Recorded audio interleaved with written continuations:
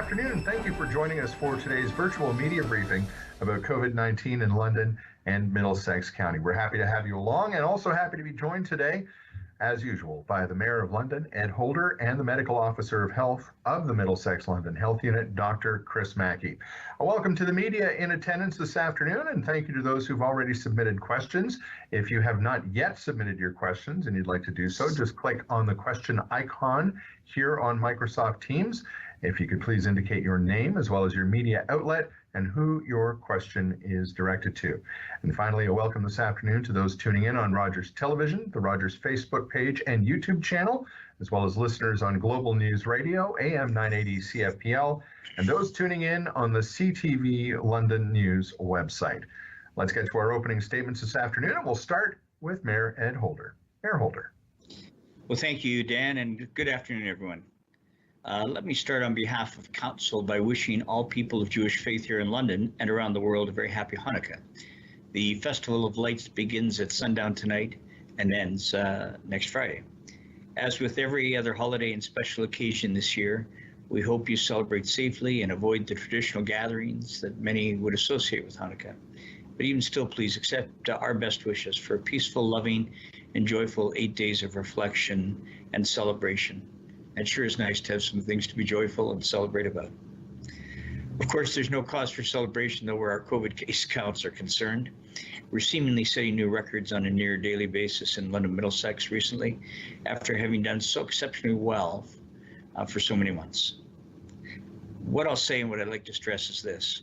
Whether it's legitimate excitement surrounding the prospect of vaccines or the potential for increased restrictions at the provincial level, the spread of COVID-19 still begins and ends with us. While news of vaccines arriving in Canada before Christmas marks a significant milestone, those vaccines won't be available to the general public for a number of months yet. If the province puts us into the red tier, that's no quick fix either. We've seen case counts continue to rise dramatically in other jurisdictions across the province several weeks after having those additional measures imposed. And that's always, and obviously, some of the challenges that we're all dealing with. I've said it before, I'll say it again. It's up to us, whether we choose to follow the rules or not. It is our individual choices that are made on a daily basis that determines whether our situation improves or continues to worsen. Even in Toronto and Peel, they are beyond red. They're in that so-called gray zone, that gray tier of full lockdown, and they're still seeing their daily counts, case counts rise. We desperately need to take note of that and adjust our own behaviors accordingly to avoid being there.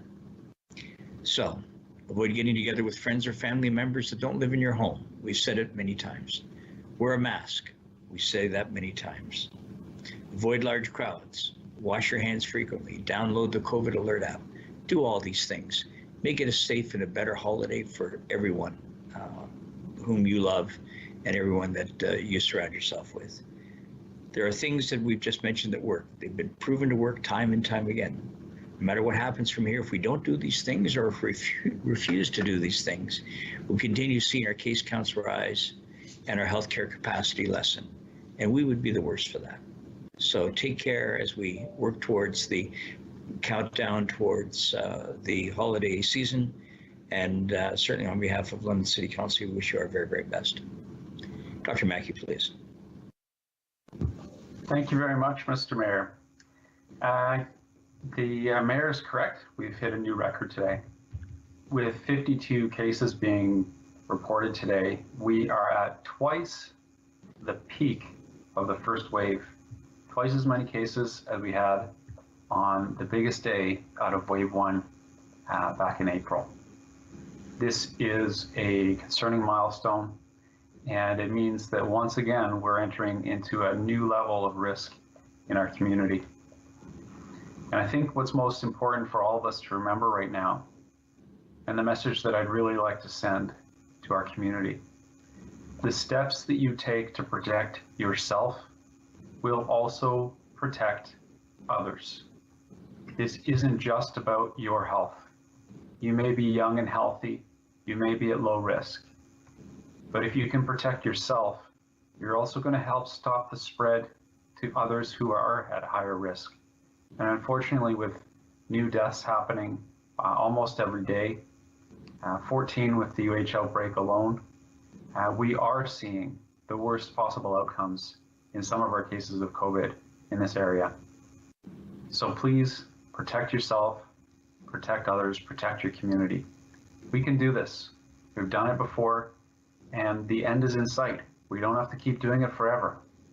We've got this. London and Middlesex, please, let's double down on our efforts to make it through to the finish line. Thanks, Dan. Thank you, Dr. Mackie. Thank you, Mayor Holder. Let's head over to the questions this afternoon. Dr. Mackie, the first question is for you. It comes to us from Heather Rivers at the London Free Press. Dr. Mackie, can you tell us more about new guidance surrounding when households should quarantine and for how long? How is it different from before and why was it changed? Also, what is different about new COVID-19 decision tool for parents? Sure thing. So those actually go together. The big change is that where somebody in a household has symptoms that could be COVID, we're asking everyone to quarantine until the results come back negative.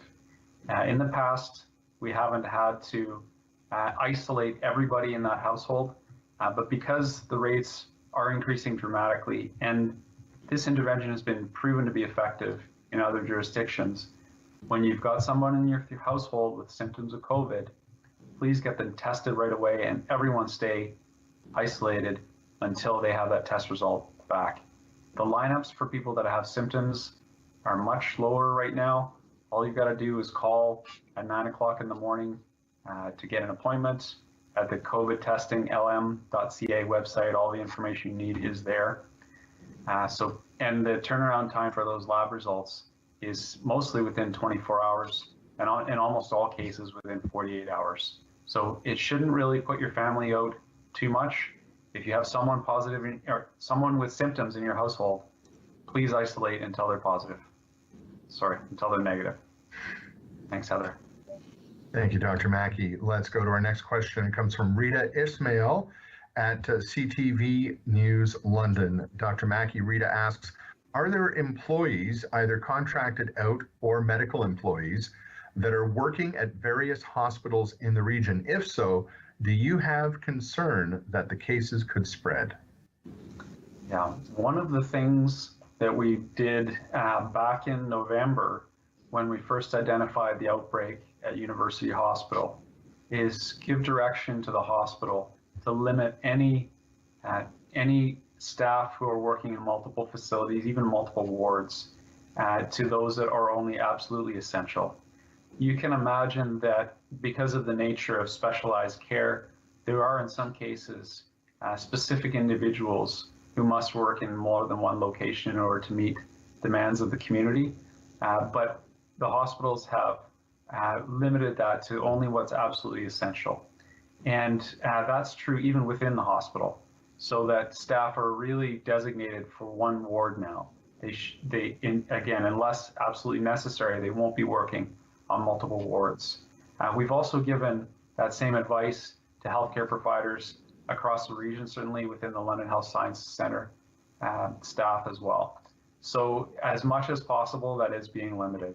Because of the nature of the scarce healthcare resources, it's not possible to absolutely limit every person only to one clinical environment, but as much as possible, that is being done.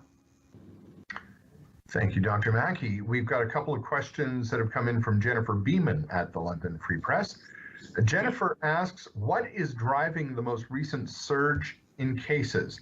Is it close contact, unknown origin, outbreak, or travel? Yeah, it's a real combination at this point, Jennifer. We have about half a dozen cases that have been associated yesterday out of those 52 with the UH outbreak, mostly staff. Beyond that, the cases are primarily household contact. There were a small number yesterday, I believe 3 cases that were associated with international travel, and still relatively low numbers, about 10 or 12, if I recall, that were associated, that didn't have a known association. So real combination of things at this point. Thank you, Dr. Mackie. And a follow-up from Jennifer. Dr. Mackie, you mentioned you were consulting with London hospitals about capacity earlier this week. What were the results of those conversations? Is local hospital capacity beginning to feel the strain of the rising case count? Yeah, so had good conversations with the two hospital systems. Really, the biggest pressures right now are on LHSC around the internal medicine and ICU beds. They are holding out for now, but there certainly is a risk that if case counts and hospitalizations continue to escalate, that they will be under real pressure. So I would say the system is holding for now, but there is a risk over the coming weeks. Thank you, Dr. Mackie. And another follow-up here. This one might be a little more involved, Dr. Mackie. Can you go point by point on how our local metrics stack up to the provincial criteria for the red control level? And that would be for the province's COVID-19 response framework. I sure can. Let me just bring the framework up so I don't miss any of those points. In terms of the case counts, we're very much into the red at this point from a case count perspective. When you take the 40 cases per 100,000 per week and you look at what does that mean per day in our population, that means about 28, 29 cases per day, depending on which population figures you use, the latest census, which is quite dated, or the more recent, trend-based estimates. So, 52 cases today, 47 yesterday. We're in the ballpark of twice the case count needed to enter into the red zone. The next criteria is around percentage positivity, and the percentage positivity is somewhat biased in our area because we have so many long-term care and retirement home test results, and those are low-risk individuals who are being tested. So our percentage positivity is still less than 2%, roughly 1.8, 1.9%. The criteria in the red is over 2.5. Certainly don't consider that definitive, given that our likelihood is that we're lower percentage positivity based on our demographics. In terms of the reproductive number, being greater than 1.2, we are there. Repeated outbreaks in multiple sectors, settings, increasing number of large outbreaks. We have an outbreak that's now 4 times as big as any other outbreak we've had, as well as a number of other outbreaks across the community. So from my perspective, that criteria is met. The level of community transmission and non-epi-linked cases increasing is, this is actually one where we have really invested heavily in case and contact management. And so we're able to trace most of those cases still. So that I think has been relatively flat. In terms of healthcare system capacity, again, there is a risk for hospital and ICU. They're holding out, but there is certainly a risk of being overwhelmed if we're not able to control the spread. And in terms of public health system capacity, same situation. We are holding our own from a case and contact management perspective, but that's only because of heavy redeployment and total reorganization of how that work is done. We're now in our 3rd round of redeployment of staff since last summer within the health unit staff. That's on top of hiring dozens of external staff to join those teams, as well as the contribution of city staff who are working on our contact tracing team. And even with all of that redeployment and up-staffing, we've had to redesign that work. In an ideal world, you have the same person who first contacts the case, then investigates who the contacts would be, and then speaks with each of those contacts. When you have one person doing all of those tasks, you really get a better handle of what's going on in that specific situation. Unfortunately, we're no longer able to operate that way.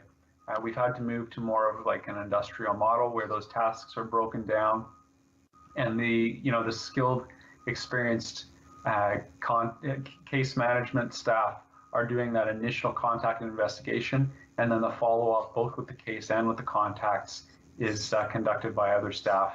So essentially, public health capacity is holding out because of massive redesign and redeployment, and definitely is at risk of being overwhelmed if we continue to see case counts grow. So a lot of criteria there, Dr. Mackie. That's all of them? That's all of them, and that's the stuff that we think about and work on every day.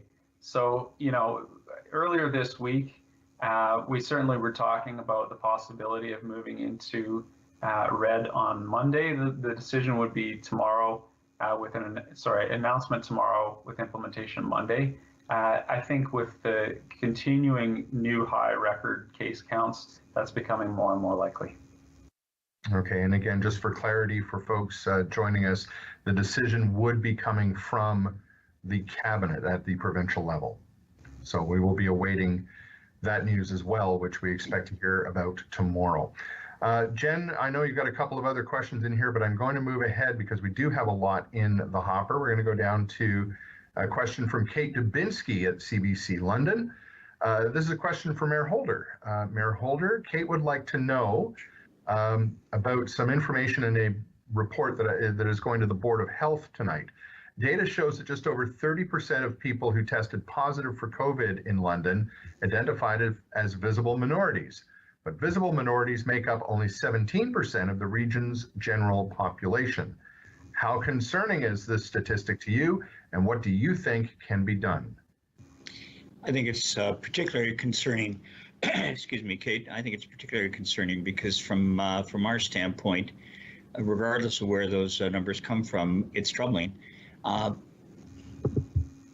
Here's my sense, and that is that with certain groups from a cultural or ethnic background, and like so many of us, we're very social, and I think part of the challenge is that it's harder for some folks and others to avoid situations where family members who don't live in your home congregate, or where friends that don't live in your home congregate. And by the way, that's not just ethnic specific, but in my experience, it is my sense that the biggest challenge with every group where it's a disproportionate representation, it seems to come down to individuals and friends and family who don't live in your home, who congregate, who don't necessarily wear masks, who don't have those social bubbles that we've talked about time and time again. And I think that becomes part of the challenge, and I get it. I mean, I really do understand the social aspect, and I think it becomes even tougher as we get through this holiday season. Tougher for people to not want to be together, but as you've heard the medical officer of health say, and as I've encouraged time and again, to really watch your crowd sizes, to avoid getting together with individuals who don't live directly in your home. It's hard, but I think if we want to work through this and get through this, we're getting close to getting through it. But if we don't do it now, the numbers are going to continue to get worse, and that's very troubling. Thank you, Mr. Mayor. And Dr. Mackie, a follow-up question for you from Kate Dubinsky at CBC London about those numbers. How will the health unit use the data in the social determinants of health report going to the board tonight? Yeah, so there are a couple of ways where we'll use the data. The first is to help with others in health and in the public policy making realm to understand where this illness is having an impact, and the disproportionate nature, and how we may need to be designing our services, both in terms of communication and in terms of healthcare, to better meet the population. Second of all, we are working on enhancing our communications campaigns so that we at the health unit are directly targeting populations that are at increased risk, because either they are the message isn't resonating with them for various reasons, or because they're not accessing the information needed through standard channels. So we're in the process of designing a communication strategy that gets directly to those higher risk populations. Thank you, Dr. Mackie. A follow-up question from Kate, and this is for both of you, gentlemen.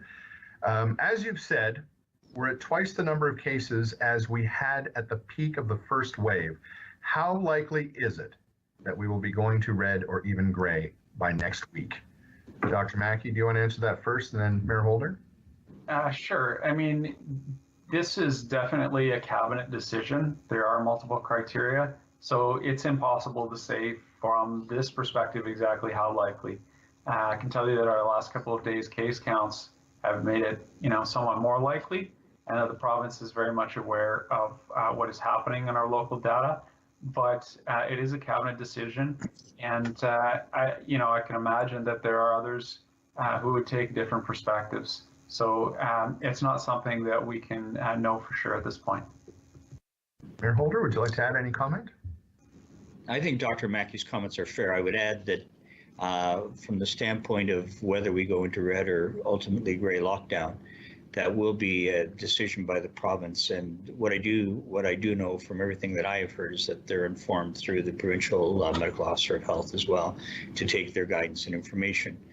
Having said it, the numbers certainly are exceptionally high and would justify absolutely going into red and potentially into gray, which is why the message that we have been preaching and promoting about crowd sizes and gatherings in homes, wearing masks and hygiene. And by the way, and I'm going to say it again, downloading the COVID Alert app. We have one of our own staff who had the app advise her that she'd been in some proximity to someone who had been diagnosed with COVID and has taken the appropriate steps. So I think those are very valid things. The answer is we don't know at this point, so we'll see what tomorrow brings. But ultimately, it'll be the province that makes that call. Thank you, Mr. Mayor. All right, I'm just going to take a quick look down the questions because I know we are getting towards the end of our usually allotted time, but we do have a lot of questions left and we do want to get to those. And I don't see any more questions, Mr. Mayor, and I know you have to run to another meeting, so we really appreciate your time this afternoon. Yes. As always. Thank you. Thank you both. I appreciate this. Thank you. All right, let's go back to our questions. Dr. Mackie, Jane Sims at the London Free Press. Dr. Mackie, even after a record daily case count today, the threat of moving into the red zone on the provincial framework, more cases showing up in schools, and the alarming spread of the virus at University Hospital, we're seeing mall parking lots are full of shoppers and lots of movement in the community. People have gone a bit tone deaf to the severity of the situation. Has this created a new challenge for public health to get people to buckle down and return to the mitigation strategies of the spring? If so, what can you do to get the message out there? Yeah, no, I think your points are pretty important, Jane. And I think, the reality is that we do have facilities that are open that can potentially lead to large numbers of people congregating. And so it's very much of a situation of just because you can doesn't mean you should. Please be cautious. And if you see a situation where it will be difficult to keep your distance, consider not entering that situation. How do we get the message out? I did talk a bit more about that in terms of more targeted messages for subgroups that aren't necessarily getting the mainstream messaging. Beyond that, it is a challenging situation. And I think, I'm concerned that the current path puts us in lockdown sooner rather than later. And that if we don't pull that together as a community, that's where we'll end up. Thank you, Dr. Mackie. And a follow-up from Jane Sims. There are reports of more cases in schools today, Dr. Mackie. Is the health unit considering a recommendation to shut down the schools a week early and extend the December break? Yeah, so we wouldn't make that decision at the local level. The reality is that schools remain one of the safest places in our community. The recent cases don't change that. The protocols of schools continue to be very strong. So what we're seeing in schools is more of a reflection of the rising case counts in the general population. We also know that there are tremendous harms that are caused by closing down school systems, particularly for those students that are in, the most marginalized at-risk groups to begin with. Students who may not have access to, computers or Wi-Fi at home, and may have real struggles engaging in schoolwork if they're not in the classroom. So there are real downsides to closing schools, and I certainly do not believe from a risk perspective we're at that level in terms of what's happening there now. Thank you, Dr. Mackie. Let's go to our next question. It's from Jacqueline LaBelle at Global News Radio, AM 980 CFPL. Dr. Mackie, can you speak to the relationship between the Middlesex-London Health Unit and the province in terms of decision-making surrounding where the region fits in the COVID-19 response framework? For example, you mentioned the local factors influencing our percent positivity metric. Is that something you've discussed with the province? Yeah, it sure is. Each week, the province makes sure that they connect with local health units to ensure that they have the latest data. We do have those conversations, and where community is, where it's, less clear where the community should end up from the framework, there's a live conversation between the medical officer of health and the chief medical officer of health. What happens then is the chief medical officer of health makes his determination of what his recommendation would be, and that goes to cabinet for their meeting on Thursday, so today, for public announcement Friday and implementation Monday. So that's the process that we went through this week, as with most weeks. Thank you, Dr. Mackie. We're going to go back to Jennifer Beeman. She had a couple of other questions. And she asked, Dr. Mackie, other regions of Ontario, specifically Peel and Toronto, have had difficulty bringing their COVID-19 situation under control, even with enhanced measures. Are you confident moving to the red zone would work to curb the spread here? No, I'm definitely not confident. I think that really the effectiveness of enhanced measures depends very heavily on whether they're taken up by the population or not. As an example, with the red level of restrictions, the maximum indoor gathering limit goes down from the current 10 down to 5, and that's across all all private settings. In public settings, the limit goes from 50 down to 10. We have some degree of certainty that those can be enforced in public settings. They really are difficult to enforce in private settings. So, if people don't change how they're gathering in their homes with friends, family, neighbors, then the restrictions really have a limited impact. So as always, we absolutely need the support and cooperation of the people on London and Middlesex in order to get this under control. Thank you, Dr. Mackie. And Jen just had a quick follow-up, and I think it speaks to even a little bit more detail than what you just mentioned. Is the key to curbing the recent spike in cases more strict community-wide restrictions, or getting the individuals to understand the situation is evolving and change their behaviors accordingly, or is it both? Yeah, I think that those go to some degree hand in hand because, and again, we saw this in the spring, when there are strict community, cross-community measures that are put into place, that helps to send the message to people that this is not business as usual. This is not, a normal Hanukkah, a normal Christmas season. We absolutely have to do things differently. And again, I think most people understand that and do make the changes needed, and the stronger the message can be, the more likely a higher number of people will put those changes in place in their life. The other thing I think is important to note on this front is that there are many communities around the world, particularly south of the border right now, where the rates of COVID are significantly higher than they are anywhere in Ontario. And so things could always be a lot worse. And I would shudder to think about, what Toronto and Peel might look like right now if they hadn't put those higher levels of restrictions in place. That is something to think about. From a question about stricter community measures to one that kind of asks about the other side of the coin. Kate Dubinsky with a follow-up question, Dr. Mackie. You're telling people to be vigilant, oh my goodness, and yet there are still people who say that the restrictions have gone far enough. What do you say to those people in particular?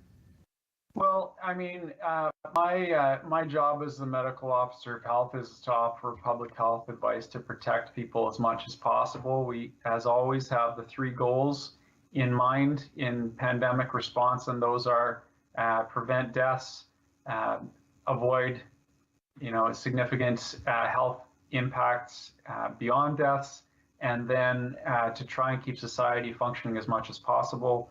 And those are in order of priority. Preventing deaths is number one. And so, that's where we really focus our work at the Middlesex-London Health Unit.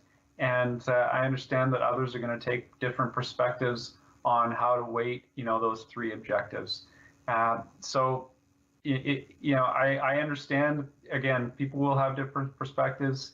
My job as medical officer of health is not necessarily to keep absolutely everyone happy. It's to try to keep people as safe as possible, and that's what I'm going to keep doing.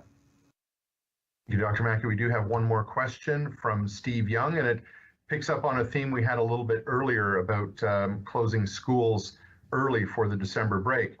Dr. Mackie, Steve Young at CTV London and News Talk 1290 CJBK would like to know. He says the medical officer of health in Windsor, Essex, has just issued a Section 22 order closing schools in that region next week. Is this something that you're considering in Middlesex-London, seeing as how that action is being taken in a nearby health unit? Yeah, so closing schools is not something that we're considering right now for a couple of reasons. The main one being we're just not seeing a tremendous amount of transmission in schools.